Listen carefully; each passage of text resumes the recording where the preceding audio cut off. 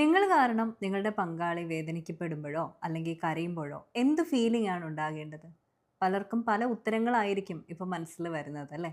എന്തു തന്നെയായാലും അത് നമ്മൾ കുറച്ചൊന്ന് ഡീറ്റെയിൽ ആയിട്ട് മനസ്സിലാക്കേണ്ട കാര്യമാണ്.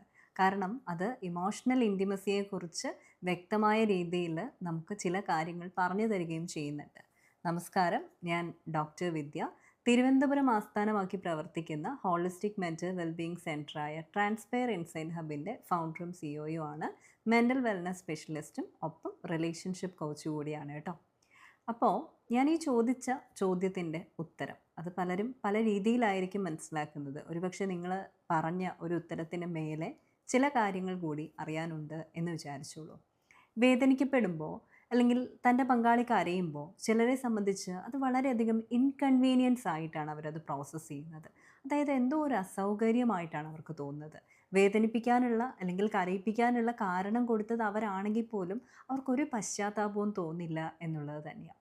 വളരെ അരോചകമാണ് അവരുടെ ആ ഒരു കരച്ചിൽ. അല്ലെങ്കിൽ അവരെന്തിനാ ഇങ്ങനെ കരയുന്നത് എന്ന് ചോദിക്കുന്ന ചിലരുണ്ട്. മറ്റു ചിലരെ സംബന്ധിച്ച് സന്തോഷിക്കുന്ന ചിലരുണ്ട്. വളരെ സാഡിസ്റ്റിക് മൈൻഡ് സെറ്റ് ഉള്ളവർ മാത്രമല്ല കേട്ടോ. നേരെ മറിച്ച് തമാശ രൂപേണ ചില തമാശകളൊക്കെ പറഞ്ഞിട്ട് അവർ കരയുമ്പോൾ അതിലൊരു ആനന്ദം കണ്ടെത്തുന്ന, അതാണ് ചില ഫൺ എലമെൻറ്റ് എന്നൊക്കെ തിരിച്ചറിയുന്ന ചിലരുണ്ട്. അപ്പോൾ അതായത് തൻ്റെ പങ്കാളി താൻ കാരണം വേദനിക്കപ്പെടുമ്പോൾ അത് അരോചകമാണ് അല്ലെങ്കിൽ ഇൻകൺവീനിയൻസ് ആണ് എന്ന് ചിന്തിക്കുന്നവരും അതിലൊരു ആനന്ദം കണ്ടെത്തുന്നവരുമാണ് നിങ്ങൾക്കൊപ്പമുള്ളതെങ്കിലോ അല്ലെങ്കിൽ ഈ വീഡിയോ കാണുന്നതെങ്കിലോ തീർച്ചയായിട്ടും ഒരു കാര്യത്തെക്കുറിച്ച് നിങ്ങൾ കുറച്ചൊന്ന് ഡീറ്റെയിൽ ആയിട്ട് ചിന്തിക്കേണ്ടിയിരിക്കുന്നു. നിങ്ങൾക്കിടയിലുള്ള ഇമോഷണൽ ഇൻറ്റിമസി അല്ലെങ്കിൽ ആ ഒരു ഇമോഷണൽ സേഫ്റ്റി എന്ന് പറയുന്നത് എത്രമാത്രം നിങ്ങൾക്ക് മാർക്ക് ചെയ്യാനായിട്ട് സാധിക്കും.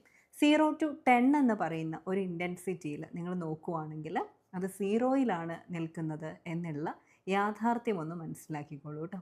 അപ്പോൾ നിങ്ങൾ കാരണം കരയേണ്ടവരല്ല നിങ്ങളുടെ പങ്കാളി.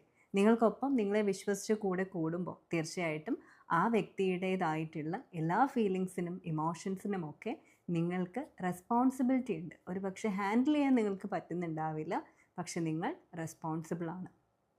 ആ ഒരു ഉത്തരവാദിത്വം നിങ്ങൾക്ക് തീർച്ചയായിട്ടും ബന്ധങ്ങളിൽ എടുക്കാൻ കഴിയുമെങ്കിൽ മാത്രമേ ഇത്തരത്തിലുള്ള റിലേഷൻഷിപ്പുകൾക്കൊക്കെ നിൽക്കാൻ പാടുള്ളൂ. You deserve a positive life. Let's transfer to inspire.